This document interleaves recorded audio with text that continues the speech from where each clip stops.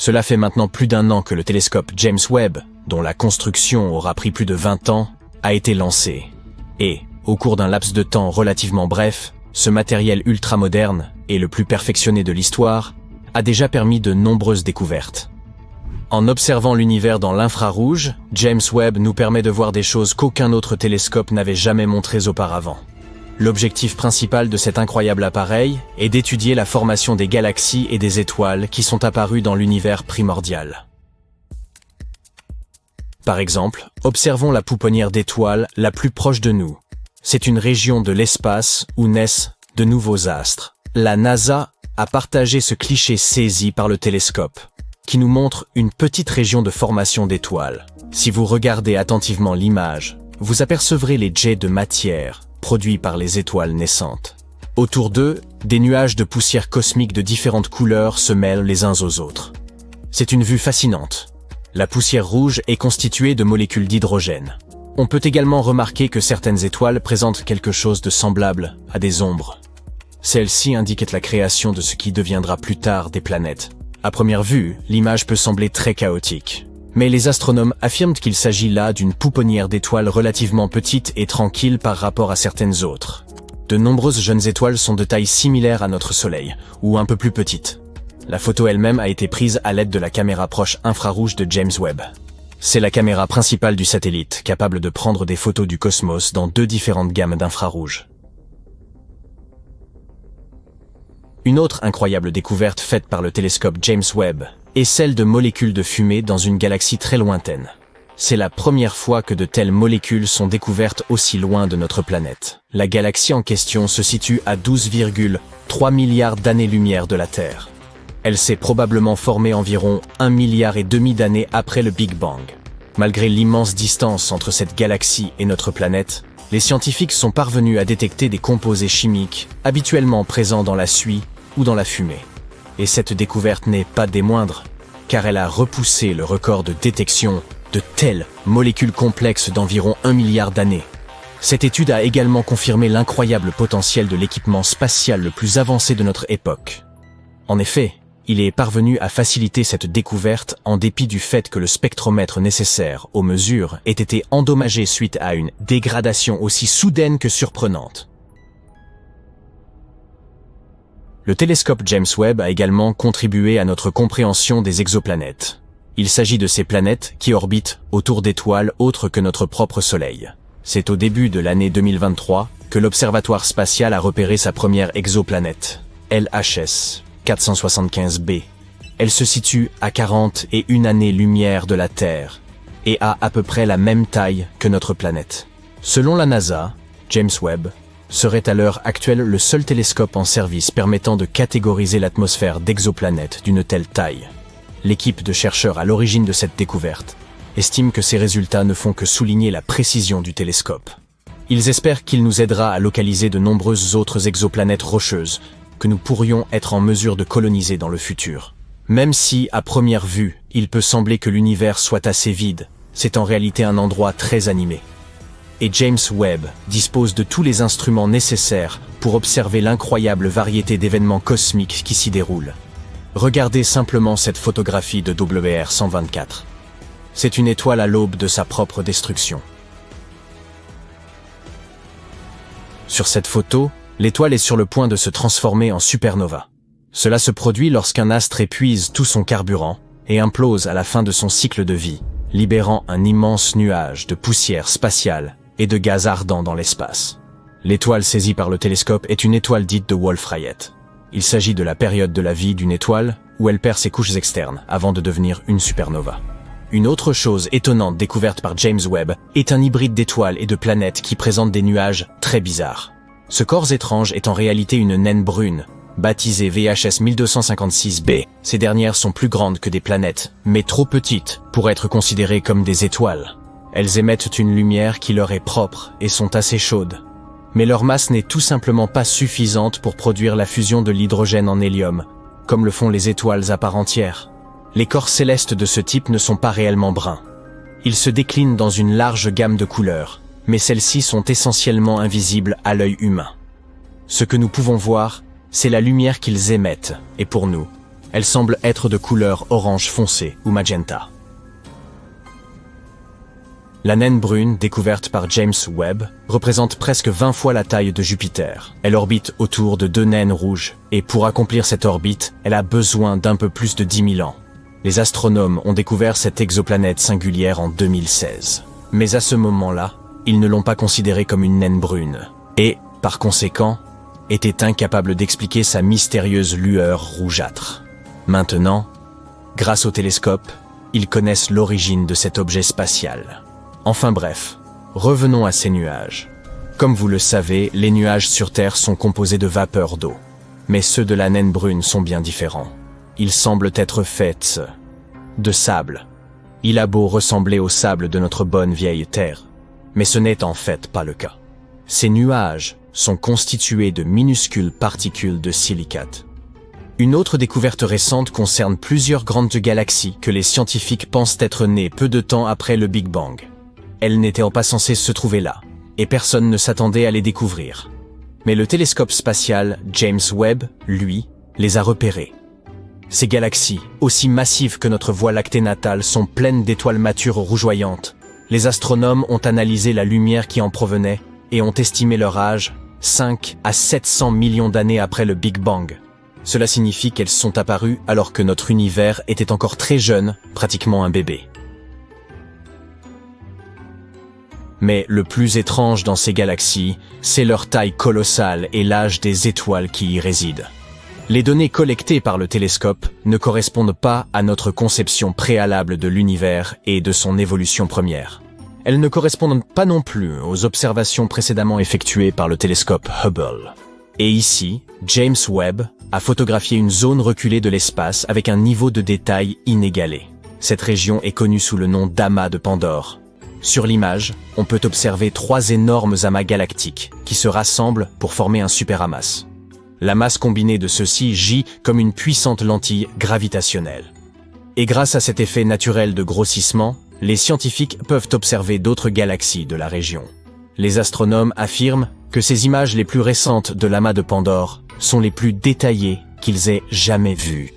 James Webb a également réussi à repérer des milliers de jeunes étoiles encore jamais observées auparavant, dans la nébuleuse de la Tarentule. Cette formation cosmique doit son nom aux filaments de poussière repérés tout autour dans des clichés précédents. C'est la plus grande région de formation d'étoiles du groupe local, lequel comprend les galaxies les plus proches de la Voie lactée. Les images du télescope James Webb nous ont considérablement éclairés sur la composition de cette nébuleuse. Il y a également détecté des proto-étoiles, de très jeunes astres en train de gagner en masse. Les astronomes s'attendent à ce que ces proto-étoiles finissent par se former tout à fait, façonnant encore davantage la nébuleuse. Parmi les autres découvertes effectuées par le télescope James Webb, on compte la naissance de 50 étoiles lointaines. Certaines d'entre elles présentent des disques protoplanétaires qui pourraient plus tard former des systèmes solaires à plusieurs années-lumière de notre propre système. Voici une autre photographie de James Webb. On peut y voir un trou noir supermassif, d'une masse équivalente à celle de 9 milliards de soleils. Il est si ancien et si proprement gigantesque que les scientifiques ont bien du mal à expliquer son existence. Les astronomes ont également découvert un anneau lointain de poussière, de roches et de gaz qui contient un composé chimique appelé méthylium. Il est connu comme l'un des blocs de construction de la vie à l'échelle moléculaire, et on le retrouve dans la plupart des matières organiques de notre planète. James Webb a également aidé les chercheurs à observer de puissantes tempêtes de sable sur une planète située à 378 000 milliards de kilomètres de distance. Les astronomes étaient ravis de découvrir ce véritable coffre au trésor, rempli de nombreuses particules de sable microscopiques. Et maintenant, observez ceci. Vous reconnaissez cette image? Il s'agit des piliers de la création. Mais ce nouvel angle nous montre à quel point cette région poussiéreuse est véritablement étoilée. Vous pouvez comparer cette nouvelle photo avec celle prise par Hubble en 2014. C'est une preuve flagrante de nos progrès scientifiques. Bang! Ou devrais-je dire Big Bang? Le Big Bang. Après le Big Bang, l'univers ressemblait à un bouillon de protons, de neutrons et d'électrons. Après avoir commencé à se refroidir, les protons et les neutrons se sont mis à se combiner, formant d'abord des atomes ionisés d'hydrogène et plus tard d'hélium. Ces atomes ionisés d'hélium et d'hydrogène ont attiré les électrons, les transformant en atomes neutres. En conséquence, la lumière a pu se déplacer librement pour la toute première fois, puisqu'elle n'était plus dispersée par des électrons libres. Qu'est-ce que cela signifie? L'univers n'était plus sombre. Toutefois, il a fallu attendre quelques centaines de millions d'années après le Big Bang pour que les premières sources de lumière commencent à apparaître. C'est à ce moment-là que l'obscurité cosmique a vraiment pris fin. Nous ne savons pas avec certitude à quoi ressemblait la première lumière de l'univers, ni comment les premières étoiles se sont formées. Heureusement, le télescope spatial James Webb nous aide à trouver des réponses. Comment? Tout simplement parce qu'il s'agit d'un télescope infrarouge. Pourquoi est-ce important? Essayons de comprendre. Imaginez une étoile. C'est une très vieille étoile, peut-être la première. La lumière quitte cette étoile il y a 13,6 milliards d'années et entreprend un incroyable voyage à travers l'espace et le temps. Elle doit arriver jusqu'à nos télescopes. Lorsque cette lumière nous parvient, sa couleur ou sa longueur d'onde vire au rouge. C'est ce que nous appelons un décalage vers le rouge. Ce décalage est dû au fait que, lorsqu'il s'agit d'objets très éloignés, la théorie de la relativité générale d'Einstein entre en jeu. Selon cette théorie, l'expansion de l'univers signifie également que l'espace entre les objets s'étire, ce qui les éloigne les uns des autres. Mais ce n'est pas tout. La lumière s'étire également, ce qui la déplace vers des longueurs d'onde plus grandes. Finalement, cette lumière nous parvient sous forme d'infrarouge. En d'autres termes, le décalage vers le rouge signifie que la lumière émise à l'origine par les premières étoiles ou galaxies sous forme de lumière ultraviolette ou visible est décalée vers des longueurs d'onde plus rouges au moment où nous l'apercevons ici et maintenant. Pour les objets les plus éloignés ayant un décalage vers le rouge très élevé, ce minimum de lumière visible est déplacé dans la partie du spectre électromagnétique située dans l'infrarouge proche et moyen. C'est pourquoi, pour voir ces objets spatiaux, nous avons besoin d'un télescope super puissant. Le télescope Webb peut voir jusqu'à 100 millions ou 250 millions d'années après le Big Bang, ce qui est incroyablement impressionnant. En observant l'univers dans l'infrarouge, le télescope James Webb nous permet donc de voir des choses qu'aucun autre télescope ne nous a jamais montrées auparavant. L'objectif principal de cet incroyable appareil est d'étudier la formation des galaxies et des étoiles apparues dans les premiers instants de l'univers. Pour remonter aussi loin dans le temps, il faut regarder plus loin dans l'espace. Tout cela parce qu'il faut du temps à la lumière pour voyager jusqu'à nous. Par conséquent, plus nous regardons loin, plus nous remontons dans le temps. Pour trouver les premières galaxies, James Webb va effectuer un relevé ultra profond de l'univers dans le proche infrarouge. Il poursuivra ensuite avec d'autres méthodes de recherche. Comme vous vous en souvenez, au début de l'univers, le gaz entre les étoiles et les galaxies était opaque et la lumière énergétique des étoiles ne pouvait pas le pénétrer. Puis, environ 1 milliard d'années après le Big Bang, il est soudain devenu complètement transparent. Pourquoi? Le télescope James Webb a peut-être trouvé la réponse. À un moment donné, les étoiles des premières galaxies ont émis suffisamment de lumière pour ioniser et chauffer le gaz qui les entourait. Cela a permis de dégager la vue pendant des centaines de millions d'années. Les connaissances les plus récentes des scientifiques portent sur une période appelée ère de réionisation. À cette époque, l'univers a subi des changements spectaculaires. Après le Big Bang, les gaz de l'univers étaient incroyablement chauds et denses. Des centaines de millions d'années se sont ensuite écoulées et le gaz s'est refroidi. C'est alors qu'il s'est passé quelque chose d'étonnant. C'est comme si l'univers avait appuyé sur le bouton « Répéter ». Le gaz est redevenu ionisé et chaud. Ce phénomène pourrait être dû à la formation des premières étoiles. Ensuite, des millions d'années plus tard, ce mélange est devenu transparent. Pendant longtemps, les chercheurs ont espéré trouver des preuves concrètes de ces changements. Aujourd'hui, le télescope nous apprend que ces régions transparentes se situent autour des galaxies. Les astronomes ont vu ces galaxies rayoniser le gaz qui les entoure. Mieux encore, ils ont réussi à mesurer la taille de ces régions transparentes. Et elles sont gigantesques par rapport aux galaxies elles-mêmes. Imaginez une montgolfière. Imaginez maintenant un petit poids flottant à l'intérieur. Vous avez compris. Et devinez quoi? Ces minuscules galaxies ont été à l'origine de tout le processus de rayonisation, libérant d'immenses régions de l'espace autour d'elles. Ces bulles transparentes ont continué à grossir jusqu'à fusionner et à rendre transparent l'univers tout entier. L'équipe de chercheurs a choisi de cibler une période antérieure à la fin de l'ère de rayonisation. À cette époque, l'univers n'était pas tout à fait opaque, mais pas tout à fait clair non plus. C'était un patchwork de régions où le gaz se trouvait dans différents états. Pour découvrir ce fait amusant, les astronomes ont orienté le télescope James Webb en direction d'un quasar, un objet spatial incroyablement lumineux. Il a agi comme une gigantesque lampe de poche, se déplaçant vers nous à travers différentes régions gazeuses. Sa lumière était soit absorbée par les zones quasi opaques, soit traversait librement les zones où le gaz était transparent. Les scientifiques ont ensuite utilisé Webb pour examiner les galaxies dans cette région de l'espace. Ils ont découvert que ces galaxies étaient généralement entourées de régions transparentes d'un rayon d'environ 2 millions d'années-lumière. À titre de comparaison, la zone dégagée par les galaxies correspond à peu près à la distance séparant notre galaxie, la Voie lactée, de notre voisine la plus proche, la galaxie d'Andromède. Et le télescope a pu observer ces galaxies en train de dégager l'espace autour d'elles. C'était la fin de l'ère de rayonisation. Jusqu'alors, personne ne savait ce qui avait provoqué ce processus. L'équipe prévoit de se plonger dans la recherche d'autres galaxies dans 5 domaines supplémentaires. Les résultats obtenus par le télescope Webb dans le premier domaine ont été extrêmement clairs. Alors que les astronomes s'attendaient à identifier quelques dizaines de galaxies existantes à l'époque de la rayonisation, ils en ont repéré 117. Parlons maintenant un peu du principal héros de la vidéo d'aujourd'hui, le télescope spatial James Webb. Il s'agit d'un instrument absolument stupéfiant, 100 fois plus puissant que le télescope spatial Hubble. Et ce dernier a observé des endroits situés à 13 milliards 400 millions d'années-lumière. Dire que le télescope James Webb est un peu cher est un euphémisme, alors qu'à l'origine, le coût du télescope était estimé entre 1 et 3 milliards 500 millions de dollars.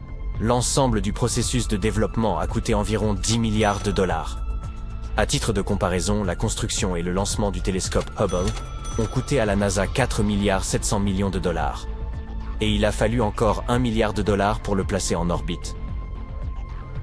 Bien que le télescope spatial James Webb soit haut de 3 étages et grand comme un court de tennis, ces miroirs sont les miroirs de télescope les plus légers de tous les temps. Au cours du processus de fabrication, leur poids a été réduit de 92%. Lorsque vous les regardez, les miroirs du télescope semblent être en or. En réalité, ils sont en beryllium. Il s'agit d'un métal gris acier, léger et fragile. Une couche d'or est appliquée sur chaque miroir, c'est vrai. Mais ils ne peuvent pas être fabriqués entièrement en or, car ce matériau précieux a tendance à se dilater et à se contracter, même en cas de faible variation de température. Ainsi, la quantité totale d'or contenue dans le télescope spatial James Webb est inférieure à 60 grammes, soit un morceau d'or de la taille d'une balle de golf. Et les plaques d'or qui recouvrent le miroir ont une épaisseur inférieure à 1000 atomes. En ce qui concerne les capacités du télescope, il serait capable de voir clairement un penny américain à 38 km de distance et un ballon de football à 547 km. Le côté télescope du James Webb se refroidit lui-même et sa température ne dépasse pas les moins 223 degrés Celsius. C'est assez froid pour rendre l'azote liquide. Un énorme bouclier solaire à 5 couches entoure le télescope et réfléchit autant que possible la lumière du soleil, ce qui permet au télescope de rester froid. Récemment, le télescope spatial James Webb a mis en lumière une galaxie ancienne et énigmatique, une découverte susceptible de transformer radicalement notre compréhension de la matière noire, ainsi que des mécanismes de formation des galaxies. Grâce à ces observations, le télescope a révélé l'existence d'une population stellaire dépassant en taille celle de notre propre Voie lactée, et datant de près de 11 milliards d'années. Cette galaxie massive qui contient des étoiles extrêmement anciennes, formées dans les premiers âges de l'univers, ne devrait théoriquement pas exister. Cette découverte remet en cause les modèles cosmologiques actuels, car à l'époque où cette galaxie a vu le jour, il n'y avait, selon ces modèles, pas assez de matière noire pour permettre une telle formation. Pendant 7 années, les chercheurs ont tenté d'étudier cette galaxie particulière. Ils ont consacré des heures innombrables à l'observer en utilisant les 2 télescopes les plus puissants sur Terre pour en déterminer l'âge. Cependant, la galaxie était trop diffuse et d'une teinte trop rouge pour pouvoir être mesurée depuis la terre ferme. Ce n'est qu'après avoir porté leurs observations dans l'espace et utilisé le télescope James Webb qu'ils ont pu confirmer la véritable nature de cette galaxie.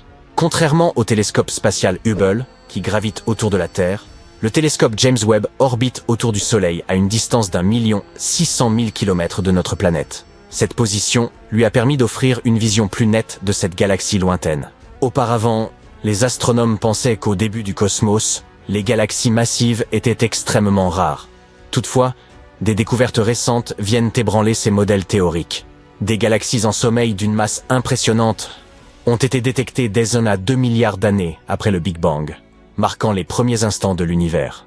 La chercheuse qui a dirigé l'analyse spectrale des données de James Webb a déclaré que son équipe déployait tous les efforts possibles pour confirmer l'existence des galaxies les plus anciennes, profondément enfouies dans l'univers. Une fois cette existence établie, cela a repoussé les frontières de notre compréhension actuelle de la formation et de l'évolution des galaxies. La question qui émerge désormais est de savoir comment ces galaxies ont pu se former si rapidement dans l'univers primitif et quels mécanismes mystérieux ont pu provoquer l'arrêt soudain de la formation stellaire en leur sein, alors que le reste de l'univers poursuivait ce processus.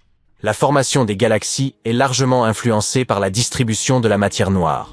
Environ 84% de la matière dans l'univers est constituée d'une substance qui n'émet ni n'absorbe de lumière. Les astronomes désignent cette substance, invisible même par des moyens indirects, par le terme de matière noire. Celle-ci interagirait avec la matière visible, le rayonnement et la structure globale de l'univers, jouant ainsi un rôle fondamental dans son évolution.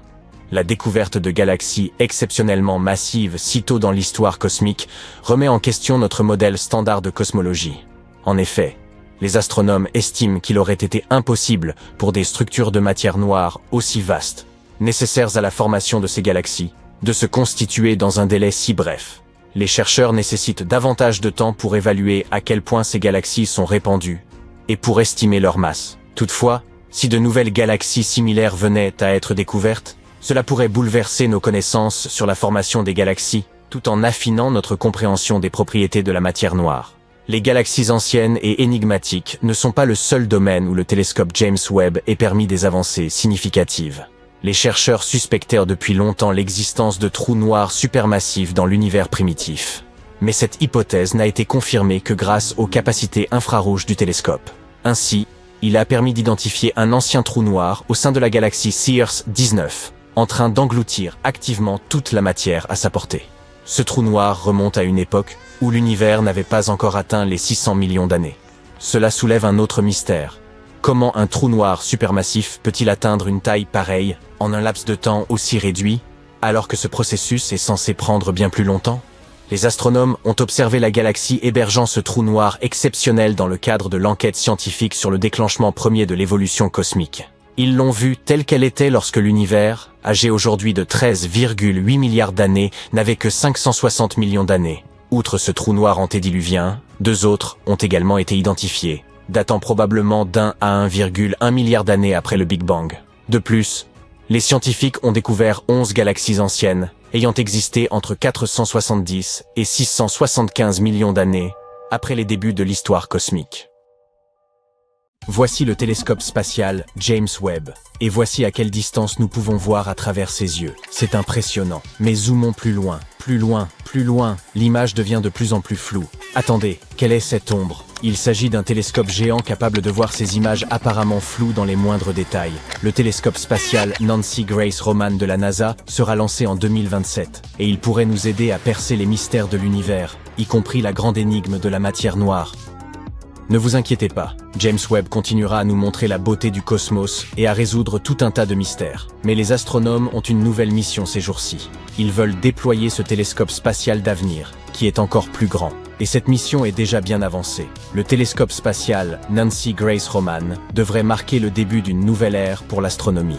Les scientifiques espèrent qu'il permettra de recueillir plus de données que n'importe quelle autre mission de la NASA.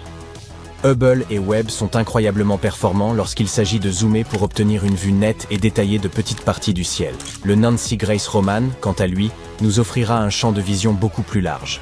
Il sera capable de créer des images infrarouges 200 fois plus grandes que Hubble. Dans le même temps, il offrira un niveau de détail tout aussi élevé. Mais même si ce nouveau télescope est capable de produire des images parfaites, il sera principalement utilisé pour des relevés.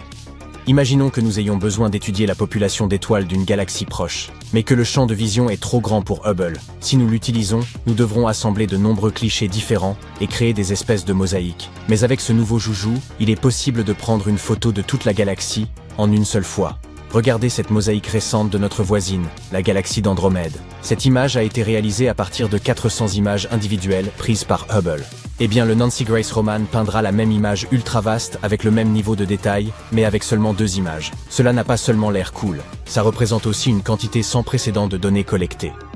Lorsque nous disposerons d'une telle vue panoramique de l'univers, la NASA et d'autres agences spatiales seront probablement en mesure de répondre à certaines des plus grandes questions qui intriguent l'humanité depuis des lustres. L'un des principaux objectifs est de tester la théorie de la relativité proposée par Albert Einstein. Cette théorie a été bien testée à l'échelle de notre système solaire, mais pas vraiment à des échelles cosmologiques plus vastes.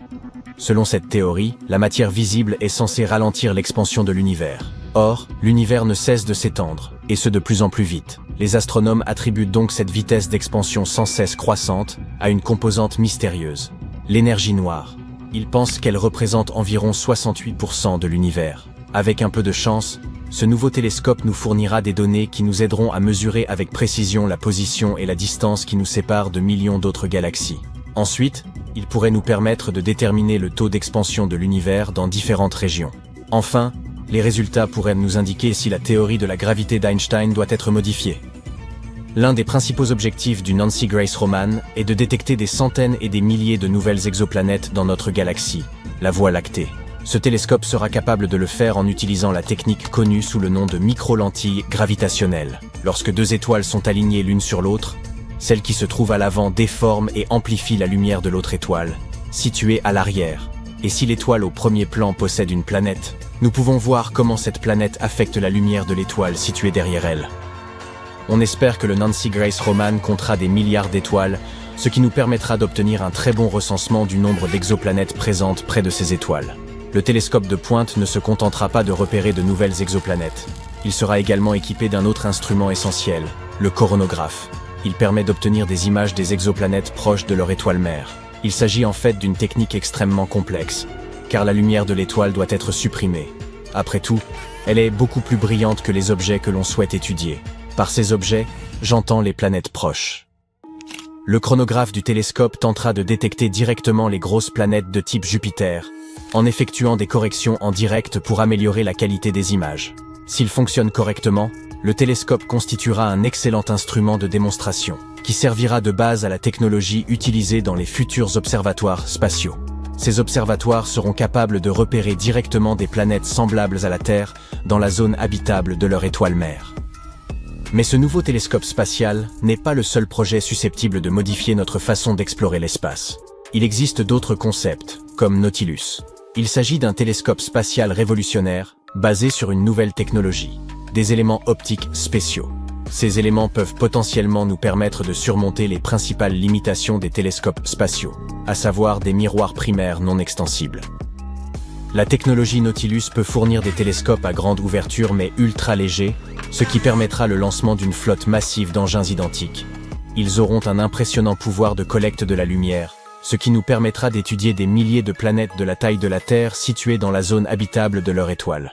Nous pourrions ainsi détecter des signatures atmosphériques témoignant de la présence de la vie sur ces planètes. Au cours des 2 derniers milliards d'années, l'atmosphère de notre planète a changé de façon spectaculaire. L'abondance d'oxygène moléculaire libre et d'ozone, qui sont des gaz très réactifs, ainsi que la vapeur d'eau et le méthane, représentent une composition atmosphérique unique. La présence de ces biosignatures dans l'atmosphère de notre planète est un signe de vie qui peut être détecté à distance. Nous parlons ici de distance galactique. Mais pour identifier ces empreintes de composants atmosphériques dans la lumière réfléchie ou transmise par l'atmosphère de planètes semblables à la Terre, nous avons besoin de très grands télescopes. La mission Kepler de la NASA a découvert plus de 4000 planètes. Et pourtant, Aucun télescope spatial existant, ou même en projet, n'a un diamètre suffisant pour rechercher la vie dans l'atmosphère des exoplanètes. Il est très difficile de détecter et d'interpréter correctement les observations de vie extraterrestre. Mais l'équipe de Nautilus espère construire un télescope capable d'étudier des milliers de planètes semblables à la Terre. Enfin, il y a la mission Euclide de l'Agence spatiale européenne. Elle vise à explorer la composition et l'évolution de l'univers sombre. La mission porte le nom du mathématicien grec Euclide, qui vivait à Alexandrie environ 300 ans avant notre ère. Il a fondé la géométrie, la densité de l'énergie et de la matière étant étroitement liée à la géométrie de l'univers. La mission a été baptisée en son honneur. Ce télescope spatial créera une grande carte en 3 dimensions de la structure à grande échelle de l'univers à travers l'espace et le temps. Pour ce faire, il observera des milliards de galaxies sur plus d'un tiers du ciel. Euclide tentera de comprendre comment l'univers s'est étendu et comment sa structure s'est formée au cours de l'histoire cosmique. Avec un peu de chance, il permettra d'en savoir plus sur le rôle de la gravité et sur la nature même de la matière noire et de l'énergie noire. Comme nous le savons déjà, l'énergie noire accélère probablement l'expansion de l'univers. Quant à la matière noire, elle contrôle la croissance des structures cosmiques. Mais les experts ne savent toujours pas ce que sont l'énergie noire et la matière noire. En observant l'évolution de l'univers au cours des 10 derniers milliards d'années, nous pourrions enfin comprendre comment il s'est développé et a changé. Les astronomes pourraient en déduire les propriétés de l'énergie noire, de la matière noire et de la gravité. Cela pourrait nous aider à en savoir plus sur leur nature exacte. L'engin spatial Euclide mesure environ 4,5 mètres de haut et 3,6 mètres de large. Il se compose de 2 éléments principaux, le module de charge utile et le module de service.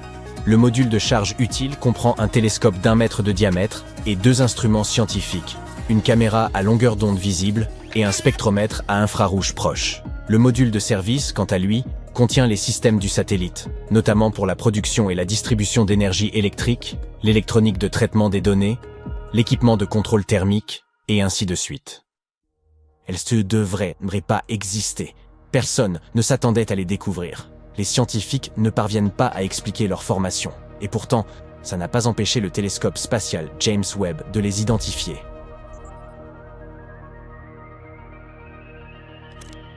Ces 6 galaxies, aussi massives que notre Voie lactée, sont peuplées d'étoiles rouges matures. Elles se trouvent si loin de nous qu'elles apparaissent comme de minuscules points rouges, même pour ce télescope de pointe. Les astronomes ont analysé la lumière émanant de ces galaxies et ont estimé leur âge. Elles seraient apparues 500 à 700 millions d'années après le Big Bang. Jusqu'ici, rien d'étonnant. Les galaxies aussi jeunes ne sont pas vraiment rares. Les scientifiques pensent que les premiers amas d'étoiles ont pu émerger peu de temps après que l'univers a quitté ce qu'on appelle l'âge sombre, qui correspond aux 400 premiers millions d'années de son existence. À cette époque, seul un épais brouillard d'atomes d'hydrogène remplissait le cosmos. Ce qui est particulièrement étrange à propos de ces galaxies, c'est leur taille démesurée et l'âge avancé des étoiles qui les composent. Cela contredit les théories actuelles sur l'apparence et l'évolution de l'univers dans ces premières années. De plus, ces observations diffèrent de celles effectuées précédemment par le télescope spatial Hubble, le prédécesseur moins avancé de James Webb. Alors, selon les scientifiques, à quoi sont censées ressembler ces premières galaxies? La réponse est simple, jeunes et petites. En effet, jusqu'à présent, la plupart des galaxies de l'univers primitif découvertes étaient des bébés de l'espace, petites et bleutées. Elles semblaient n'avoir émergé que récemment de la soupe cosmique primordiale et étaient encore en train de former leurs premières étoiles et d'autres ensembles. La plupart des jeunes étoiles sont en réalité bleues. En vieillissant, elles acquièrent une teinte plus rougeâtre après avoir brûlé leur carburant stellaire et refroidi. C'est pourquoi les astronomes ne s'attendaient pas à découvrir des étoiles rouges vieillissantes dans les anciennes galaxies que le télescope James Webb a été conçu pour observer.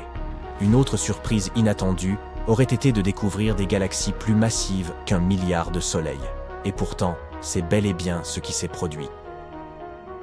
Les galaxies récemment découvertes sont presque aussi immenses que la Voie lactée, avec des masses respectives seulement 2 à 4 fois moindres. Le plus étonnant est que ces galaxies étaient déjà aussi vastes, alors que l'univers n'avait atteint que 3% de son âge actuel. Mais avant que les astronomes ne révisent leurs théories afin d'expliquer comment des galaxies tellement immenses ont pu se former si rapidement après le Big Bang, il est crucial de vérifier que ces observations ne soient pas dues à un autre phénomène spatial. Même dans ce cas précis, la plupart des théories alternatives nécessitent l'introduction de concepts entièrement nouveaux. L'une de ces théories propose que les étoiles dans l'univers primitif émettent de la lumière de manière inhabituelle.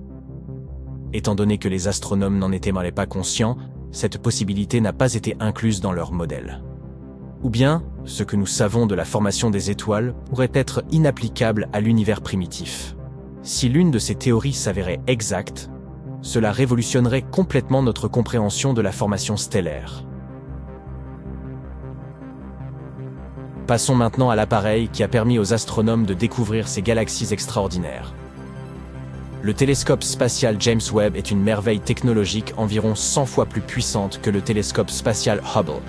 Et Hubble, en son temps, a pu observer des objets situés à 13,4 milliards d'années-lumière.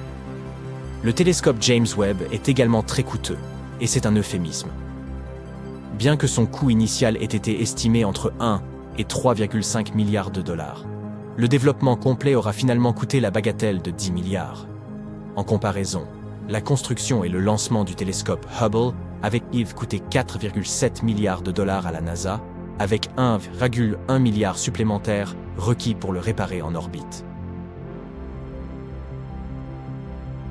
Bien que le télescope spatial James Webb ait la hauteur d'un bâtiment de 3 étages et la taille d'un court de tennis, ses miroirs sont les plus légers parmi tous ceux des grands télescopes jamais construits. Lors de leur conception, leur poids a été réduit de 92%. À première vue, les miroirs du télescope semblent être faits d'or, mais ils sont en réalité composés de beryllium, un métal léger et fragile, de couleur gris-acier. Bien qu'un revêtement en or soit appliqué à chaque miroir, ils ne peuvent pas en être entièrement fabriqués, car ce matériau précieux se dilate et se contracte avec les variations de température. De fait, la quantité totale d'or utilisée dans le télescope James Webb est inférieure à 57 grammes, ce qui représente une pièce d'or de la taille d'une balle de golf. Les couches d'or qui recouvrent les miroirs ont une épaisseur de seulement 1000 atomes. Quant aux capacités du télescope, il peut distinguer nettement une pièce d'1 centime à une distance de 38 km et un ballon de football à 550 km.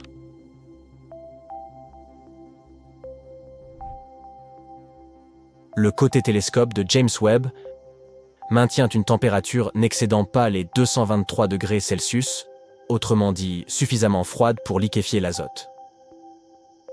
Un bouclier solaire géant à 5 couches entoure le télescope et réfléchit la lumière solaire, permettant ainsi de garder l'appareil à une température peu élevée.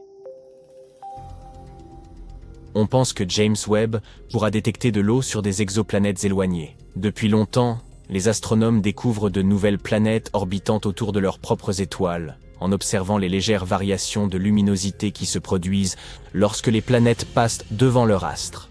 De plus, il est possible d'analyser la signature spectrale de la lumière pour déterminer la composition chimique d'une planète. Les signatures les plus fortes et les plus lisibles apparaissent dans le spectre infrarouge. Et, devinez quoi? Le télescope James Webb est équipé d'instruments infrarouges de pointe. Ceux-ci peuvent aider les scientifiques à découvrir de nouvelles planètes et même à identifier la présence d'eau sur celles-ci. Le télescope a été lancé près de l'équateur car la rotation de la Terre y est légèrement plus rapide, donnant ainsi une impulsion supplémentaire à la fusée. Une fois que le télescope spatial James Webb sera à court de carburant, il continuera de graviter autour du Soleil indéfiniment. Bien que l'engin n'ait pas été conçu pour être entretenu ou amélioré, il pourrait potentiellement être ravitaillé par des robots, ce qui prolongerait sa durée de vie. Au départ, les astronomes étaient convaincus qu'il faudrait du temps à James Webb pour découvrir quoi que ce soit d'excitant. Ils pensaient que les premières galaxies observées seraient si sombres et si petites que le télescope ne découvrirait que quelques rares candidates éloignées. Cependant, les résultats ont surpassé toutes leurs attentes. Dès la diffusion des premières images, les scientifiques ont commencé à découvrir d'innombrables galaxies, vastes, brillantes et remarquablement anciennes. La compétition entre groupes de recherche pour repérer de nouveaux amas battant tous les records perdure encore aujourd'hui. Un astronome a même affirmé que la communauté scientifique était en effervescence, car personne n'avait vraiment anticipé de résultats aussi spectaculaires. L'un des principaux objectifs du télescope Webb est d'observer la lumière des toutes premières étoiles et galaxies de l'univers. Hélas, plus un objet est déjà éloigné, plus il s'éloigne rapidement de nous, et plus la lumière qu'il émet doit parcourir de distance, s'étirant ainsi vers l'infrarouge du spectre, un phénomène connu sous le nom de décalage vers le rouge en astronomie. Pourtant, grâce à ses instruments infrarouges de pointe, James Webb peut nous révéler des mondes jusqu'alors invisibles. Grâce à ce télescope, nous avons pu observer des galaxies incroyablement lointaines, formées il y a environ 13,8 milliards d'années. Cela signifie que la lumière détectée par James Webb a mis plus de 13 milliards d'années pour atteindre la Terre. Pouvez-vous imaginer ce que ça représente? Parmi ces galaxies, l'une se distingue particulièrement. Elle semble être la plus ancienne jamais découverte par les astronomes. Elle se nomme Galas Szezem 13 et remonte à seulement 300 millions d'années après le Big Bang. La galaxie la plus ancienne, précédemment identifiée par les scientifiques, GN-11, avait été découverte par le télescope spatial Hubble et date de 400 millions d'années après le Big Bang. Au cours de cette période à peine explorée, les toutes premières galaxies et étoiles ont commencé à émerger. Mais comment ce processus s'est-il déroulé exactement? Personne ne le sait avec certitude, du moins pour l'instant. Ce phénomène pourrait dépendre de lois physiques inconnues, incluant l'influence de la matière noire et de l'énergie sombre, ou de certaines interactions encore peu étudiées entre le gaz, la poussière et la lumière stellaire. Le fait est que, grâce au télescope Webb, les scientifiques peuvent désormais tester leurs théories sur les événements survenus après la naissance de l'univers. Le télescope spatial James Webb, ou JWST, est un peu le paparazzo intergalactique ultime. Il saisit des clichés de certaines des vedettes les plus célèbres de l'univers. Étoiles, galaxies, exoplanètes. Quoi que l'on désire, le télescope spatial James Webb le prend en photo. Alors, si tu es un fan des célébrités cosmiques, jetons un coup d'œil à quelques-unes des plus belles photos d'étoiles. La nébuleuse de la Carène. L'image de la nébuleuse portant le nom charmant de Carina a été publiée le 12 juillet. Le télescope a capturé une magnifique vue de cette nébuleuse, située à environ 7500 années-lumière de la Terre. Surnommée les falaises cosmiques, il s'agit en fait d'un foyer de jeunes étoiles, dont certaines sont plusieurs fois plus grandes que notre Soleil. La nébuleuse de la Carène est un véritable spectacle céleste situé dans la constellation australe de la Carène. Elle est proprement énorme, avec environ 260 années-lumière de diamètre. Les étoiles massives de cette nébuleuse sont si brillantes et si chaudes qu'elles créent un nuage incandescent de gaz et de poussière autour d'elles. La nébuleuse de la Carène contient également des nuages tourbillonnants de gaz et de poussière où naissent de nouvelles étoiles. Le gaz s'effondre sous son propre poids, devient plus chaud et plus dense, et tout cela conduit finalement à la création de nouvelles étoiles.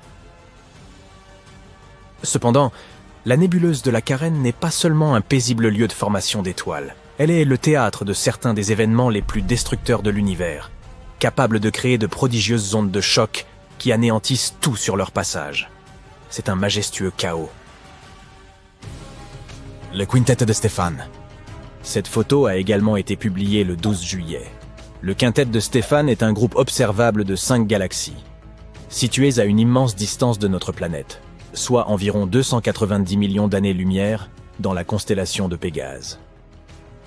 C'est comme une réunion de familles cosmiques. Toutes ces galaxies sont liées les unes aux autres et interagissent les unes avec les autres d'une manière très intéressante. Elles s'étendent et s'attirent les unes les autres au moyen de leur gravité, échangeant constamment du gaz et de la poussière. Cette interaction entraîne la collision et la fusion de certaines galaxies, ce qui peut engendrer toutes sortes d'effets intéressants, comme des sursauts de formations stellaires et des supernovae. Grâce à James Webb, nous avons pu observer des ondes de choc, des queues de marée et d'autres détails étonnants de ces galaxies. Leurs interactions créent un spectacle époustouflant que l'on peut voir clairement sur cette photo. Jupiter. Et voici notre bonne vieille copine géante. Cette image a été publiée par la NASA le 22 août. Jupiter est la plus grande planète de notre système solaire. Elle est connue pour ses nombreuses lunes et ses magnifiques nuages tourbillonnants.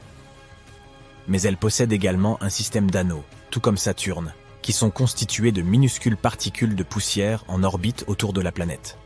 Ces anneaux sont beaucoup plus petits et moins visibles que ceux de Saturne, mais ils sont tout de même très intéressants. Jupiter possède également des aurores, qui sont des spectacles lumineux colorés se produisant dans l'atmosphère de la planète. Elles sont causées par les particules chargées du vent solaire qui interagissent avec le champ magnétique de Jupiter. Comme sur Terre, elles sont visibles près des pôles de la planète. Mais ces aurores sont beaucoup plus lumineuses et intenses que les nôtres. On peut même observer ce spectacle lumineux depuis l'espace. Et aujourd'hui, nous sommes enfin en mesure de capturer ce spectacle éblouissant. La photo du télescope spatial montre les aurores de Jupiter, ses anneaux et même deux de ses lunes, Amalthée et Adrastée. Il est étonnant de voir à quel point elles sont nettes et lumineuses sur cette photo. La galaxie de la roue de chariot. La NASA a publié cette image le 2 août. Cette photo nous montre la galaxie de la roue de chariot et ses proches voisines. Cette galaxie doit évidemment son nom à sa forme circulaire et elle ressemble un peu à une roue de bicyclette, n'est-ce pas? Il s'agit d'une masse géante et tourbillonnante d'étoiles, de gaz et de poussière, située dans les profondeurs de l'espace. Elle a la forme d'une roue à fuseau, avec de longs bras en spirale. Ces bras sont maintenus en l'état par la gravité de la région centrale, qui abrite un trou noir supermassif. Mais la galaxie de la roue de chariot est un peu différente des galaxies spirales qui lui sont apparentées. Elle s'est formée lorsqu'une galaxie plus petite est entrée en collision avec une galaxie plus grande, créant une onde de choc qui s'est propagée dans le gaz et la poussière environnante. Nous devrons certainement visiter cette galaxie un jour et cela promet sans doute d'être un voyage endiablé. La galaxie spirale M74. Et voici une autre galaxie spirale. La NASA a publié cette image le 22 juillet. Le télescope James Webb a dû traverser d'épaisses couches de poussière et de gaz pour distinguer ce magnifique amas d'étoiles. M74 appartient à une classe spéciale de galaxies spirales connue sous le nom de galaxies de grand style. Cela signifie que ces bras spiraux sont visibles et clairement dessinés. Il se passe toutes sortes de choses étonnantes à l'intérieur des galaxies spirales. Des supernovas, des étoiles naissant dans des nuages de gaz et de poussière, et bien d'autres merveilles cosmiques. Le gaz et la poussière incandescents, les étoiles brillantes et les motifs tourbillonnants des bras spiraux en font l'un des objets les plus frappants de l'univers. C'est ce que l'on peut clairement voir dans l'exemple de M74, la nébuleuse de la Tarentule. Cette image de la nébuleuse au nom effrayant de Tarentule a été publiée le 6 septembre. La photographie couvre pas moins de 340 années-lumière. C'est une distance colossale. Grâce à cette image, les astronomes ont découvert de nouvelles jeunes étoiles qui étaient auparavant masquées par la poussière. La nébuleuse de la Tarentule est située à 160 000 années-lumière de nous, dans le grand nuage de Magellan. C'est la plus grande et la plus brillante région de formation d'étoiles du groupe local, les galaxies les plus proches de notre Voie lactée. Elle doit son nom à sa forme, qui ressemble un peu aux pattes d'une grosse araignée. Il s'agit d'une vaste région de l'espace, d'environ 1000 années-lumière de diamètre, qui abrite certaines des étoiles les plus massives et les plus lumineuses de l'univers. L'une des raisons pour lesquelles la nébuleuse de la Tarentule intéresse les scientifiques est sa composition. Celle-ci est proche de celle des régions d'étoiles, dites du midi cosmique. Ce que l'on appelle l'état de notre univers lorsqu'il n'était âgé que de quelques milliards d'années. À cette époque, la formation d'étoiles était à son apogée. Grâce au télescope James Webb, nous pouvons mieux étudier cette galaxie et découvrir ce qu'était notre univers au sommet de sa gloire. Les anneaux de Neptune. Cette photo a été publiée le 21 septembre 2022. Sur cette photo, on peut même voir 6 petites lunes à côté de la planète, avec Triton qui brille de 1000 feux en haut à gauche. Tu ne pensais quand même pas qu'il s'agissait du Soleil, n'est-ce pas? Eh oui, Neptune a aussi des anneaux. C'est un peu l'accessoire cosmique ultime. Ils ajoutent une touche de glamour et de style à la planète. Mais à la différence des bagues de joaillerie, ces anneaux sont faits de petites particules de poussière, plutôt que de diamants et d'or. 5 anneaux ont été baptisés autour de Neptune. Les anneaux de Gale, le Verrier, la Selle, Arago et Adams. Les chercheurs pensent qu'ils sont relativement jeunes, bien plus jeunes que notre système solaire et bien plus récents que les anneaux d'Uranus, par exemple. Ils ont probablement été créés lorsque l'une des lunes intérieures de Neptune s'est approchée trop près de la planète et a été déchirée par sa gravité. Nous n'avions pas été en mesure d'observer les anneaux de Neptune aussi nettement depuis le passage de Voyager 2 en 1989. C'est donc une excellente occasion d'observer ces anneaux de plus près. Les piliers de la création. Cette photo a été publiée le 19 octobre. Les piliers de la création sont devenus célèbres grâce au télescope Hubble. Mais cette photo est encore plus impressionnante et beaucoup plus détaillée. Ces colonnes, situées dans la nébuleuse de l'Aigle, mesurent environ 5 années-lumière de haut, ce qui est vraiment, vraiment grand. Et elles ressemblent à de majestueuses formations rocheuses, en beaucoup plus transparent. À l'instar d'un plateau de tournage hollywoodien, il déborde d'actions et d'effets spéciaux. 16 colonnes abritent certains des processus les plus spectaculaires de l'univers. Le gaz et la poussière s'effondrent sous l'effet de leur propre gravité, formant des amas qui finiront par devenir des étoiles. La région regorge de radiations intenses, de jets de particules à haute énergie et de supernovae.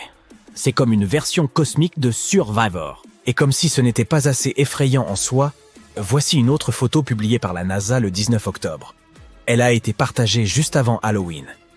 Ici, les piliers ressemblent à une main sinistre qui s'étire pour attraper quelque chose. Brrr.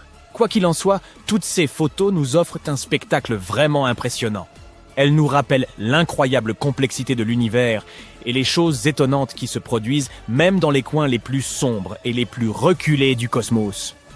Espérons que le télescope James Webb continuera de nous émerveiller à l'avenir. Des centaines de vaisseaux spatiaux diplomatiques décollent de la Terre et se dirigent vers l'espace. Lorsqu'ils atteignent leur destination, ils sont accueillis par des vaisseaux extraterrestres. C'est le premier contact de l'humanité avec une civilisation extraterrestre. On a réussi à les détecter il n'y a pas si longtemps, dans un système stellaire très proche de chez nous. Celui de Proxima Centauri. Cette étoile, une naine rouge, est la plus proche de notre système solaire. Elle est 7 fois plus petite que notre Soleil, et donc seulement 50% plus grande que Jupiter.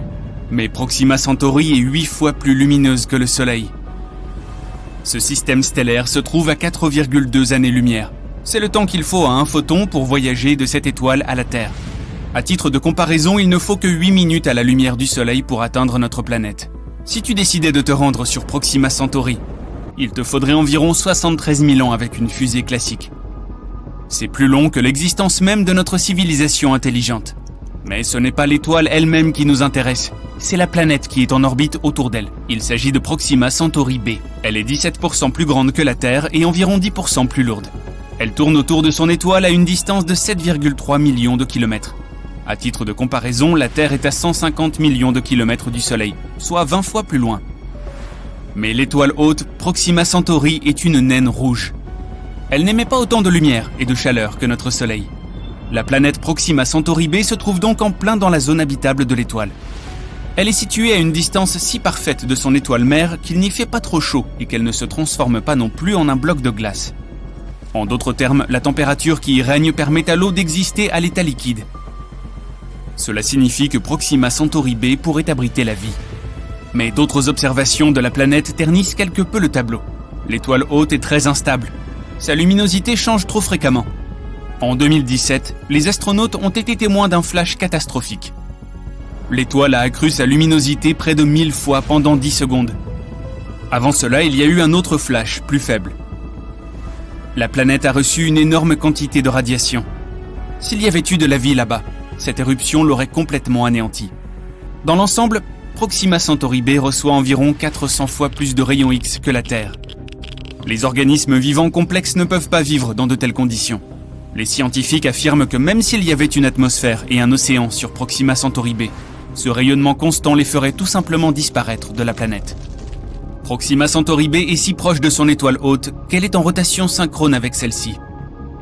Cela signifie qu'un côté de la planète est toujours tourné vers l'étoile, tout comme la Lune est toujours tournée vers la Terre du même côté. Cela signifie qu'une seule face de la planète reçoit cette terrible quantité de radiation. Et certains experts spéculent qu'une civilisation intelligente pourrait vivre sur le côté sombre de la planète. C'est peut-être cette civilisation qui nous a envoyé l'étrange signal que les astronomes ont capté en 2019. Les scientifiques l'ont décrit comme une éruption optique brillante et de longue durée, accompagnée d'une série de sursauts radio intenses et cohérents. Ce signal radio a été observé pendant 30 jours par l'un des radiotélescopes de la Terre. Les scientifiques ont pensé que le signal était artificiel et qu'il aurait pu être envoyé par une civilisation extraterrestre. On peut supposer que le signal provenait de Proxima Centauri b ou de l'une des lunes qui pourraient se trouver dans ce système stellaire. Mais d'autres observations n'ont pas permis de détecter à nouveau le signal. Désormais, la principale théorie affirme que ce signal radio n'était qu'une sorte d'interférence provenant d'une technologie terrestre. Mais que se passerait-il s'il avait vraiment été envoyé par une civilisation vivant sur la face cachée de Proxima Centauri b? Eh bien, nous pourrons bientôt le découvrir avec certitude. Un tout nouveau télescope est en train d'être lancé dans l'espace. Il s'agit du télescope spatial James Webb. Son lancement est prévu pour la fin de l'année 2021. Une fusée d'appoint décollera de la Terre et entrera en orbite. Puis elle livrera le télescope à un point précis, entre notre planète et le Soleil, où leurs forces gravitationnelles sont à peu près égales. De plus, il n'y a pas de pollution lumineuse dans l'espace, contrairement à la surface de la Terre. Il n'y a pas non plus de nuages ou d'autres conditions météorologiques qui pourraient gêner le télescope. Le télescope spatial James Webb remplacera le télescope Hubble, qui fonctionne depuis 1990. Ce nouveau télescope coûte 9,8 milliards de dollars. Et voici pourquoi. Il utilisera un miroir aussi large qu'un ring de boxe. Cela lui permettra de voir très loin dans l'espace. Si loin d'ailleurs, que la lumière de certains événements qui s'y déroulent n'aura pas encore atteint la Terre. Cela signifie que nous pourrons littéralement regarder dans le passé. Le télescope spatial James Webb verra l'univers presque immédiatement après le Big Bang. Nous verrons comment les premières étoiles et galaxies sont nées, et comment l'univers s'est transformé en ce que nous observons aujourd'hui. Mais ce télescope pourra aussi être utilisé pour examiner Proxima Centauri b. Les astronomes y chercheront de la lumière artificielle, comme les lumières LED que nous avons sur Terre. Si Proxima Centauri b abrite vraiment de la vie sur sa face sombre, alors les habitants ont dû apprendre à transférer la chaleur et la lumière de sa face éclairée. Et ils doivent aussi utiliser une lumière artificielle pour alimenter la vie de leur côté. Le télescope spatial James Webb est suffisamment puissant pour distinguer les ondes lumineuses émises par l'étoile de celles qui pourraient être créées artificiellement du côté obscur de la planète. Et si nous détectons effectivement une lumière artificielle, nous aurons la toute première confirmation qu'une civilisation intelligente pourrait exister en dehors de notre système solaire. Mais il y a toujours une marge d'erreur dans les calculs et l'interprétation des données. La seule façon d'établir la vérité une fois pour toutes est d'envoyer une sonde spatiale vers Proxima Centauri b.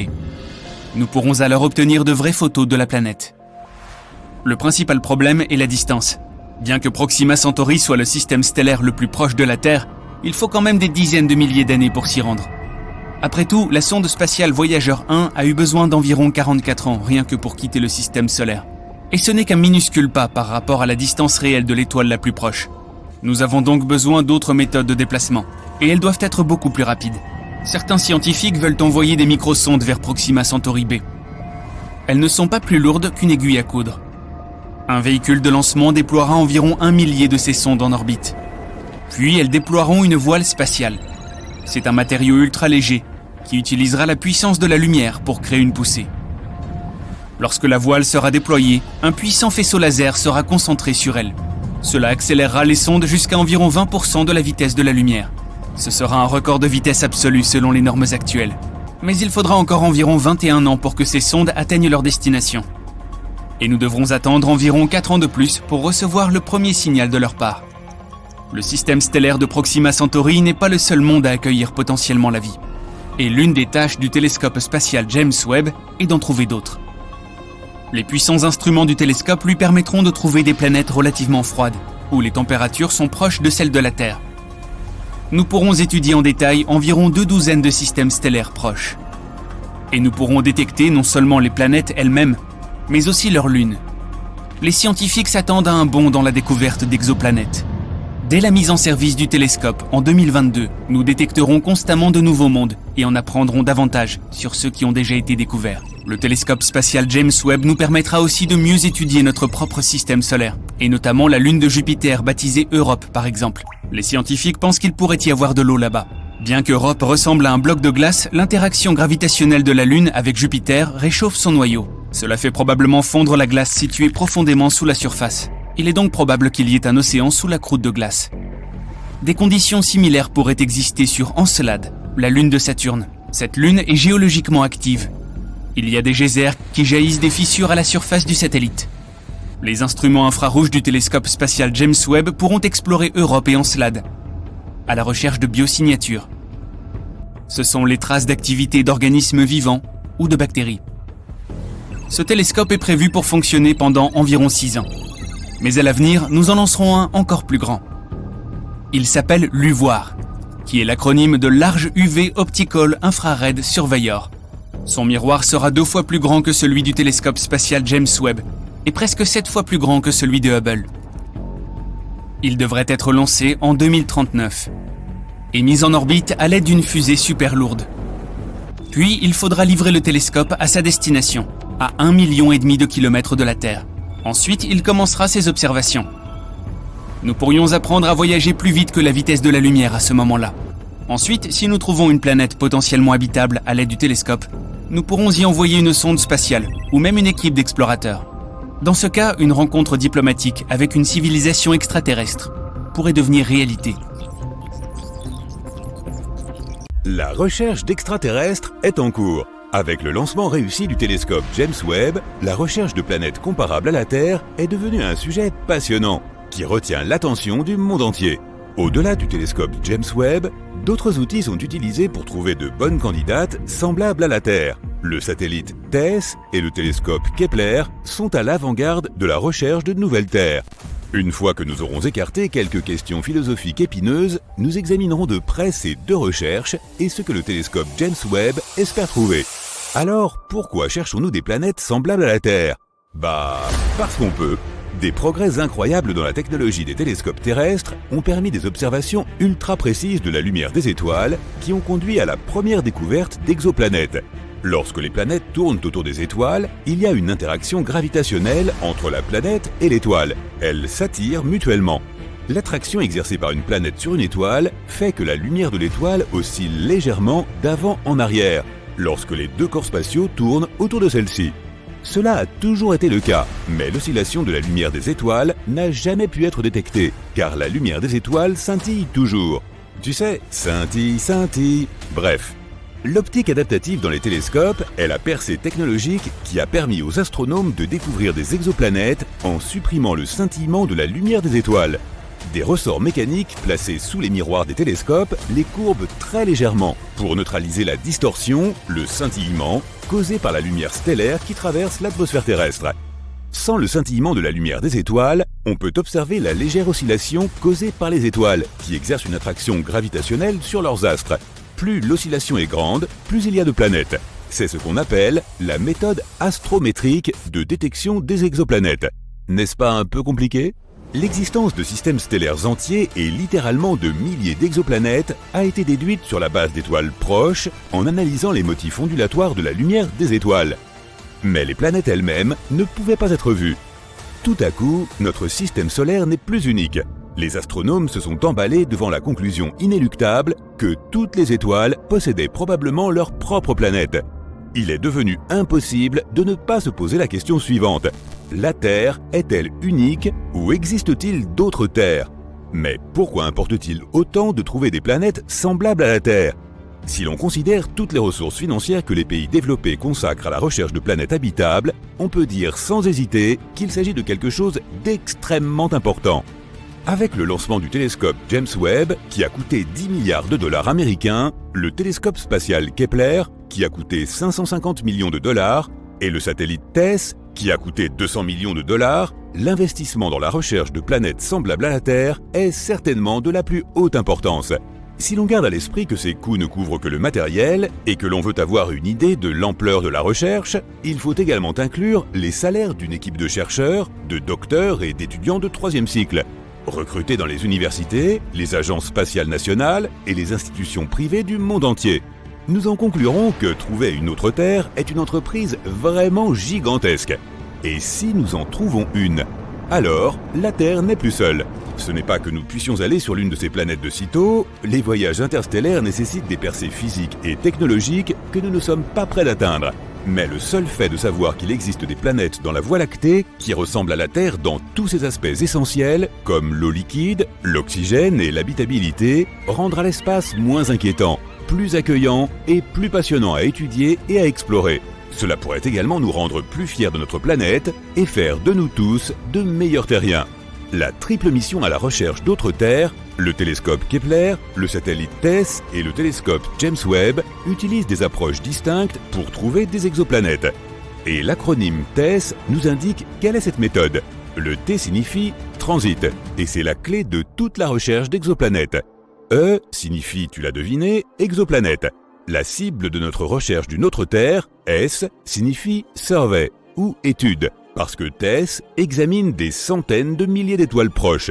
Et S signifie satellite, parce que TESS est en orbite autour de la Terre, contrairement au télescope spatial James Webb, qui sera en orbite autour du Soleil. Lorsqu'une planète passe devant une étoile, cela s'appelle un transit. La planète bloque une partie de la lumière provenant de l'étoile. Cette diminution ou gradation de l'étoile peut être mesurée. L'atténuation de la lumière des étoiles nous apprend beaucoup de choses sur une planète.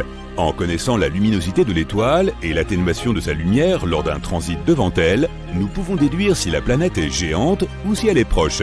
Mais nous ne saurons pas distinguer si elle est l'un ou l'autre. Est-elle géante ou proche ? Jusqu'à ce que l'orbite de la planète soit également chronométrée. Cela signifie que notre satellite TESS doit prendre des vidéos de longue durée de ces étoiles. Des vidéos d'étoiles, voilà qui plairait à Hollywood. Le satellite TESS n'a pas de télescope. Il utilise 4 caméras CCD pour retransmettre en direct des vidéos de longue durée d'autant d'étoiles que possible. Des centaines de milliers d'étoiles. Pourquoi tant d'étoiles ? Parce que pour observer le transit d'une planète, celle-ci doit passer directement entre les caméras du satellite TESS et l'étoile elle-même. Si une planète ne se trouve pas exactement entre l'astre et l'angle de caméra de TESS, elle ne pourra pas être vue car elle n'altérera pas la lumière stellaire. Les transits planétaires sont rares. Par exemple, Vénus ne passe dans le champ de vision de la Terre que tous les 200 ans. Pourtant, les caméras de TESS observent de nombreux transits planétaires parmi les centaines de milliers d'étoiles dont elles prennent des vidéos en continu. Et tu sais ce que ça signifie ? Cela signifie qu'il doit y avoir des centaines ou des milliers de fois plus de planètes que celles qui sont observées par la méthode des transits. La conclusion que chaque étoile pourrait être entourée de planètes semble donc inévitable. Les planètes sont partout. Et maintenant, tadam ! Le télescope spatial James Webb, avec son miroir géant de 6,50 m de large, se joint à la recherche. C'est un prodige technologique, une merveille du monde moderne, un miracle d'ingénierie avancée. L'attente est à son comble, mais avec cette anticipation accrue vient une quantité presque égale de trépidation. Et certaines choses peuvent encore mal tourner avant que le télescope spatial James Webb ne renvoie ses premières images. Après le lancement du télescope spatial Hubble en 1990, par exemple, une mission de réparation a dû être lancée dès 1993. Le miroir de Hubble n'avait pas été suffisamment inspecté et ses images étaient très floues. Les astronautes ont dû effectuer une sortie spectaculaire dans l'espace pour réparer ce miroir. Après la réparation, les images renvoyées par Hubble étaient plus précises encore que ce que l'on avait pu envisager à sa conception. C'est ainsi qu'un modèle amélioré est apparu.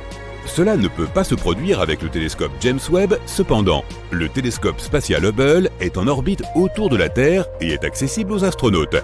Le télescope spatial James Webb, quant à lui, tourne autour du Soleil et se trouve bien au-delà de la Lune, hors de portée des astronautes. Car aucun vaisseau spatial n'est à même de les y transporter. Il ne peut pas être réparé manuellement en cas de problème. Pour ajouter aux difficultés, le télescope spatial James Webb ne dispose que d'une seule caméra embarquée pour inspecter les dommages qu'il pourrait subir ou les dysfonctionnements mécaniques qui pourraient se produire dans l'environnement difficile de l'espace interplanétaire. Toute réparation à distance devra être effectuée en aveugle depuis la Terre. Le télescope spatial James Webb est maintenant entièrement déployé. Les 18 segments de miroir devront être alignés pour produire une image unique. Ce processus, d'une importance cruciale, prendra plusieurs mois après le déploiement du télescope.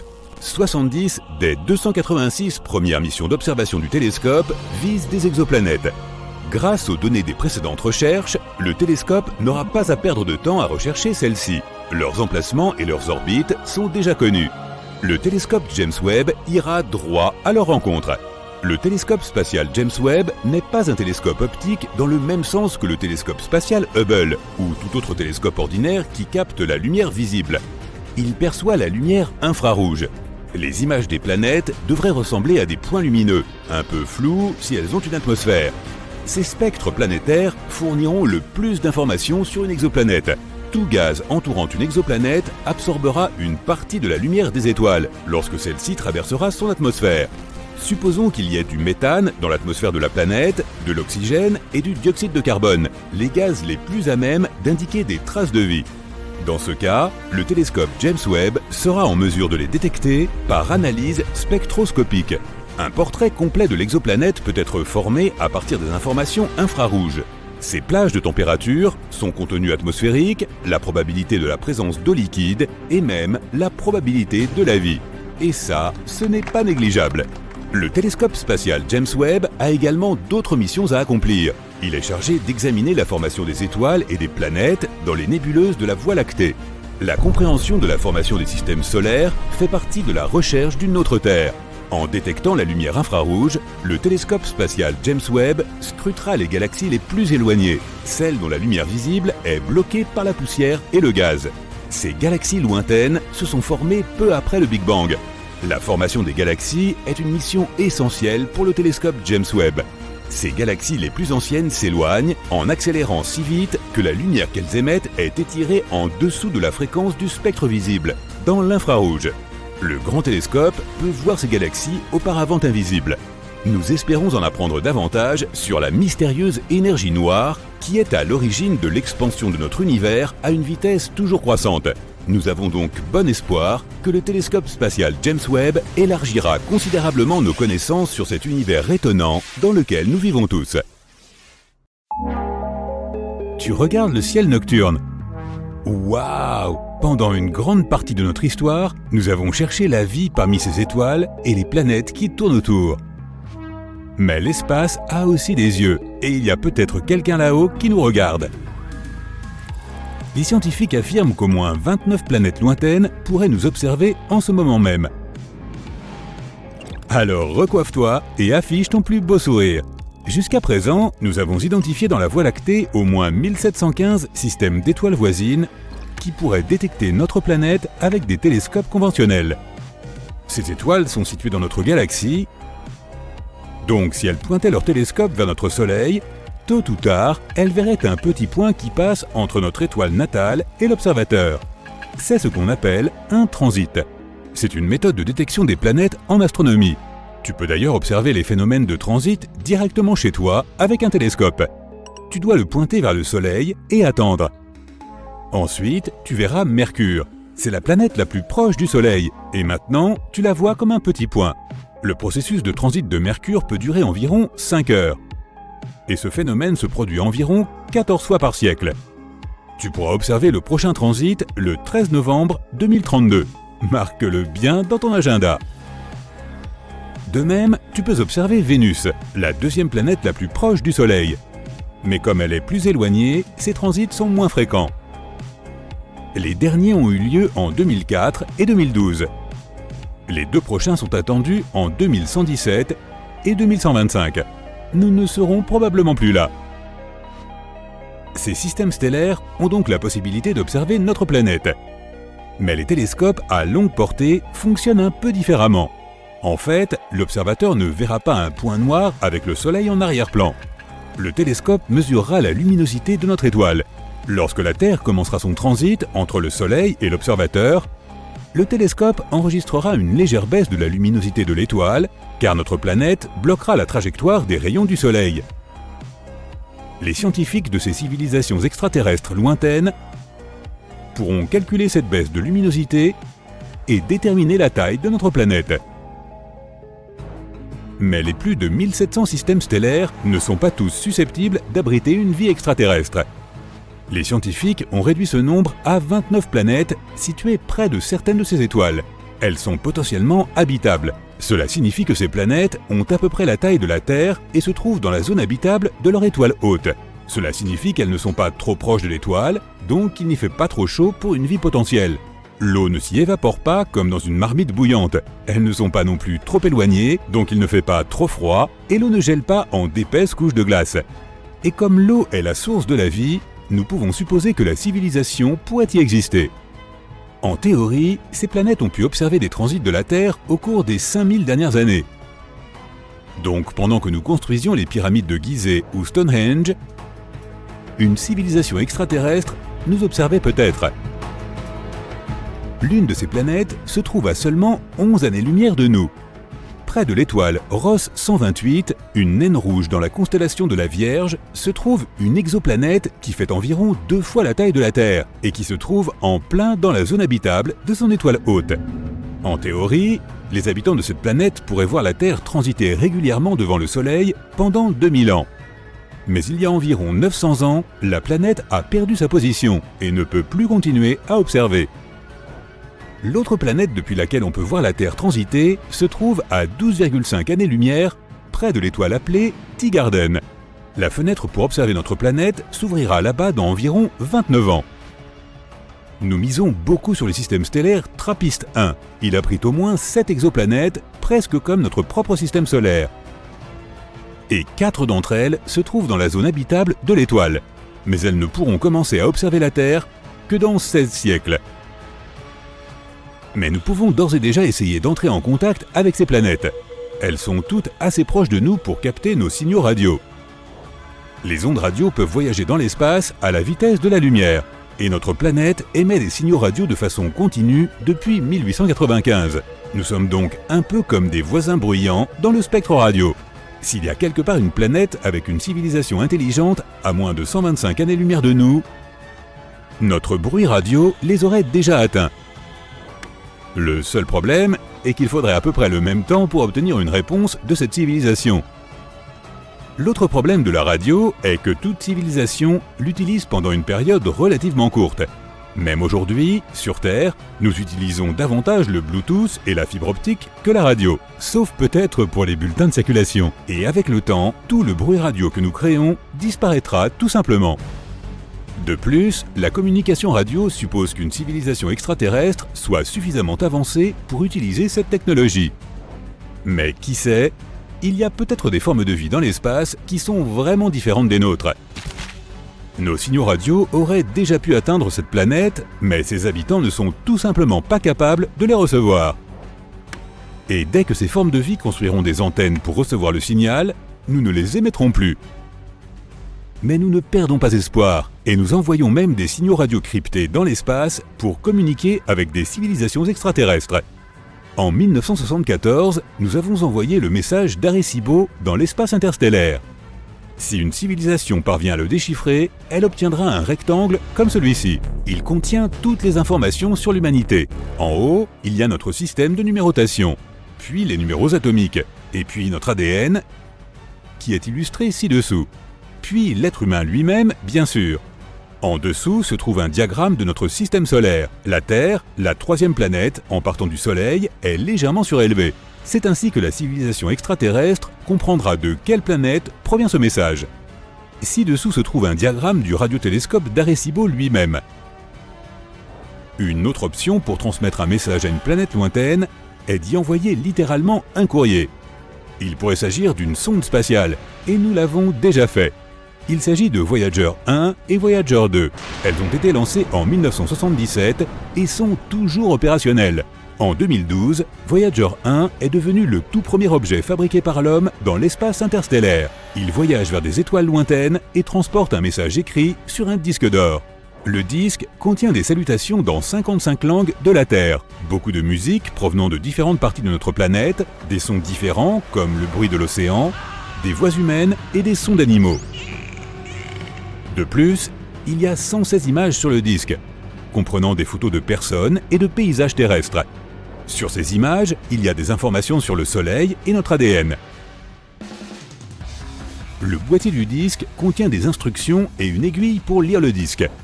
Il y a aussi une carte des pulsars de notre galaxie pour que les astronomes d'une civilisation extraterrestre puissent trouver notre système solaire. Le principal inconvénient d'envoyer un message de cette façon est le temps. Voyager 1 atteindra son premier arrêt, l'étoile Gliese 445, dans 40 000 ans. Voyager 2 atteindra l'étoile Ross 248 dans 42 000 ans. Et dans environ 296 000 ans, il dépassera Sirius, l'étoile la plus brillante du ciel nocturne. De plus, une civilisation extraterrestre peut nous détecter avec des calculs et des formules. Il suffit d'observer un peu le Soleil. Dans les systèmes stellaires avec des planètes, l'étoile hôte ne reste pas immobile, elle tourne autour d'une petite orbite. C'est parce que l'étoile lourde attire la planète. Mais la planète a aussi sa propre gravité et résiste. Cela déplace un peu l'étoile et la fait tourner sur son orbite. Une civilisation extraterrestre peut calculer ce déplacement du Soleil et déterminer la masse des planètes proches de l'étoile. En utilisant une telle méthode, les astronomes ont pu trouver 548 exoplanètes. Supposons que nous ayons établi un contact avec une civilisation extraterrestre près de l'étoile la plus proche, Proxima Centauri. Il y a bien une exoplanète là-bas, mais les radiations de l'étoile hôte détruiraient toute forme de vie. Mais imaginons que nous recevions quand même un signal de retour. Ce serait la conversation la plus lente de l'histoire, car notre message mettrait 4,2 années pour atteindre la planète, et nous devrions attendre encore 4,2 années pour recevoir une réponse. Bref, nous avons résolu de nous rencontrer. Cette civilisation ne sait pas comment voler dans l'espace. Nous devons donc faire le premier pas. Bien que Proxima Centauri soit l'étoile la plus proche du système solaire, il faut environ 73 000 ans pour y aller avec une fusée conventionnelle.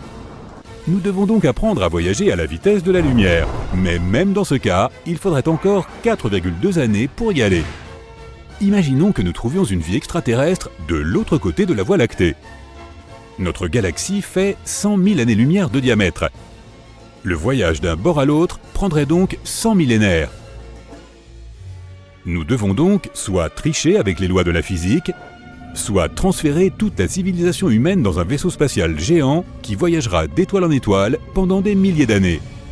Et lorsqu'il décollera de la Terre, seuls les lointains descendants du premier équipage pourront voir un autre système stellaire depuis le hublot du vaisseau spatial.